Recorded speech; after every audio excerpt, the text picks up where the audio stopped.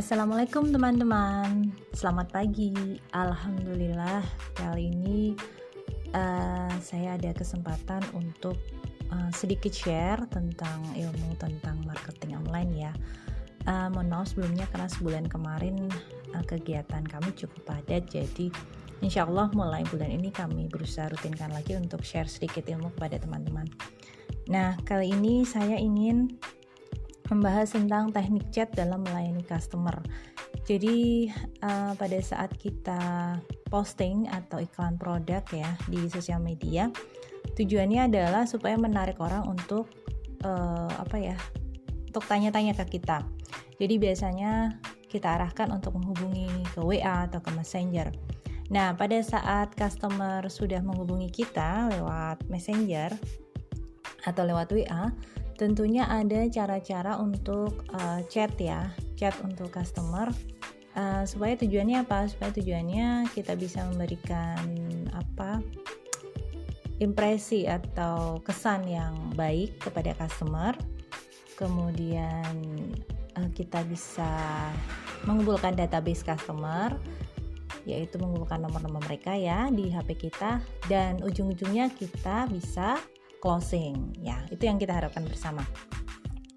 Nah, ini saya kemarin sudah mengumpulkan beberapa referensi ya, antara lain dari Tokopedia. Jadi ada beberapa teknik chat dalam melayani customer. Walaupun kita ketemunya secara online, tapi kita berusaha untuk melayani customernya dengan ramah. Yang pertama adalah kita balas chat dengan mengucapkan salam di awal. Jadi misalnya, selamat pagi Kak, perkenalkan diri kita. Selamat pagi Kak, saya Dahlia, admin Afiza. Mohon maaf dengan Kak siapa. Nah, dengan memperkenalkan seperti itu, jadi kesannya all shop kita itu profesional ya, dan kita memang menyambut customer yang tanya, yang datang dengan sebaik-baiknya.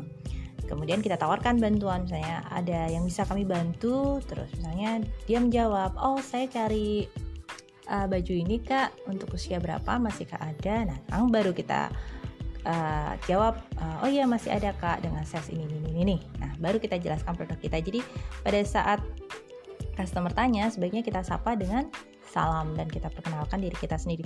Syukur-syukur mereka memperkenalkan diri mereka juga. Atau kita tanya, mohon maaf dengan Kak siapa. Biasanya di profil WA ada nama dari customer. Bisa juga kita sapa dengan nama mereka. Misalnya, selamat pagi Kak Ani, saya Dahlia, admin Afiza, ada yang bisa dibantu. Nah, biasanya mereka, oh tahu nih nama saya. Wah, jadi berkesan ya. Jadi first impression, jadi kesan pertama pada saat orang menghubungi all shop kita, kita usahakan dengan sebaik-baiknya. Yang kedua adalah pada saat customer sudah menanyakan tentang produk, beri informasi yang lengkap. Ya, jadi misalkan menanyakan size, menanyakan harga, menanyakan warna, ya, kita berikan informasi yang lengkap. Syukur-syukur kita berikan informasi yang lebih dari yang diharapkan mereka. Jadi disinilah keutamaan menguasai produk atau product knowledge.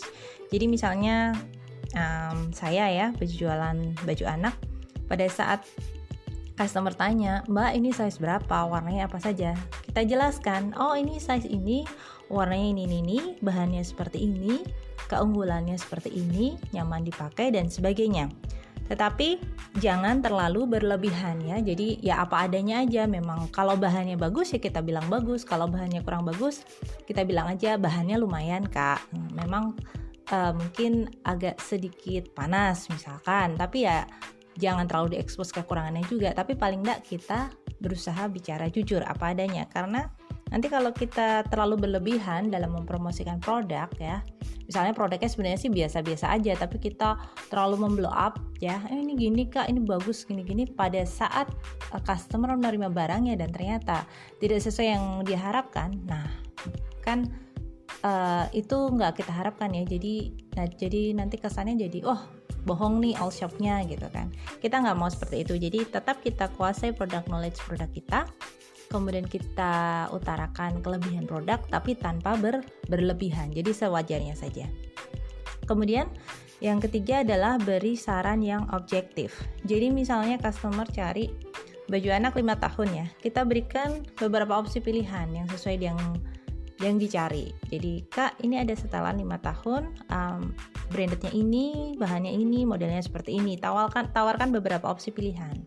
Jadi itu namanya teknik cross selling ya. Jadi yang dicari barang A, kita tawarkan barang B, barang C, barang D. Siapa tahu dengan menawarkan beberapa pilihan, customer bisa memberi, kita harapkan ya, bisa memberi lebih dari yang dia cari. Itu kan yang kita harapkan ya. Kemudian yang keempat adalah setelah customer tanya ya, misalnya ini kita jawab ya, oh iya Kak, barangnya ini harganya sekian. Nah biasanya dia terus kadang diem, nggak nanya lagi. Di hari yang sama atau misalkan tanyanya di pagi ya, kita sore kita follow up lagi, gimana Kak, kira-kira ada yang ditanyakan lagi dengan produk kami.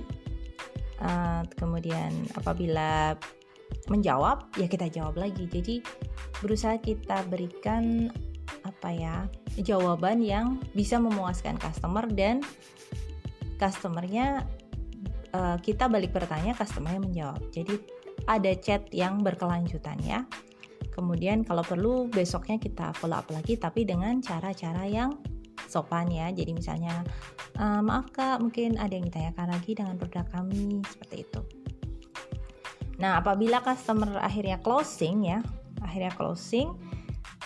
setelah order, nanti kita berikan nomor resi, dan pada saat barangnya sudah dikirim kita infokan ya, Kak, sudah kami kirim barangnya. Kemudian beberapa hari kemudian kita tanyakan, gimana Kak, sudah sampai barangnya? Oke, semoga sesuai harapan.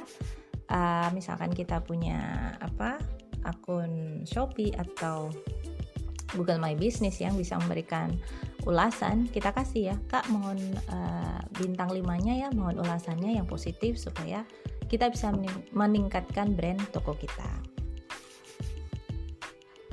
Jadi customer itu sebenarnya ya, dengan layanan yang ramah ya dan berkesan, sebenarnya mereka itu mungkin beli produk itu tidak hanya karena produknya saja atau hanya karena murah. Jadi bisa juga karena terkesan dengan pelayanan kita ya, pelayanan kita yang ramah, kemudian kita berusaha untuk amanah.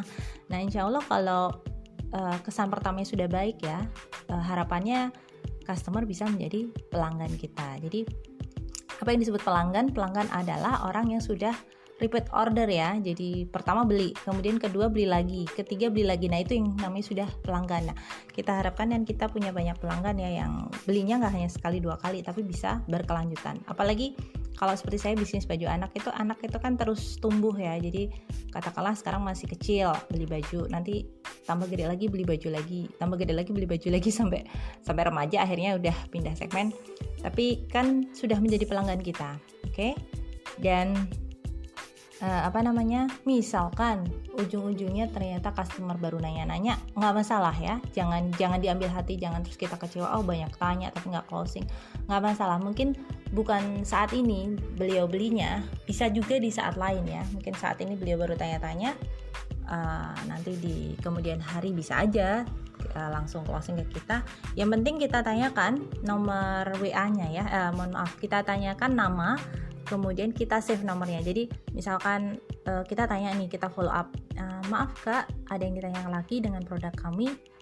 Kemudian dia menjawab, mohon maaf Kak, belum dulu, saya belum order. Terus kita jawab aja, baik Kak, nggak apa-apa, mohon ya save nomor kami, mungkin nanti untuk update produk selanjutnya apabila kakak berminat. Kalau beliaunya mau menyimpan nomor kita, alhamdulillah, dan kita save nomor beliau juga. Karena apa?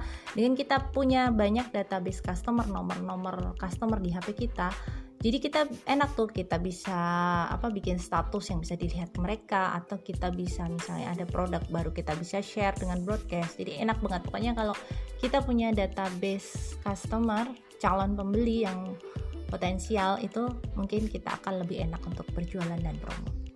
Mungkin cukup sekian ya, udah cukup panjang, semoga nggak bosen.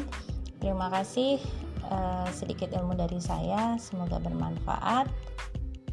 Tetap semangat jualan. Wassalamualaikum warahmatullahi wabarakatuh.